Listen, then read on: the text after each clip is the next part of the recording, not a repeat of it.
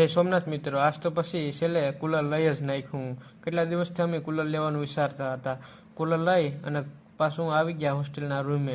તો વાત કંઈક એવી છે કે અહીંયા સિનિયર અને જુનિયર અને પંજાબના લોકો જેટલા હતા એ બધા કહેતા હતા કે ગરમી અહીં બહુ જ પડે, તો તમે એકાદું કુલર લઈ લો. પછી કુલર લઈ આવી અને આ જોરાભાઈએ અનબોક્સિંગ કરી નાખ્યું. અનબોક્સિંગ કરી અને મેં કુલરને બોક્સમાંથી બારું પણ કાઢી લીધું. બારું કાઢી અને કુલરની આખી જે કંઈ પણ મેકેનિઝમ હતી એ અમે બેએ સમજી અને સમજીને પછી કુલરમાં જોરાભાઈએ શ્રી ગણેશે કરી દીધું. શ્રી ગણેશ કરી અને સાથીઓ પણ દોરી નાખ્યો. સાથીઓ દોરી અને પછી કુલરમાં મેં પાણી નાખવાનું ચાલુ કરી દીધું. પાણી પણ 3 ડોલ હમાણું કુલરની અંદર, એટલે કે 90 લીટર પાણી હમાણું. આ પાણી નાખીને પછી કુલરને હાલતું પણ કરી દીધું.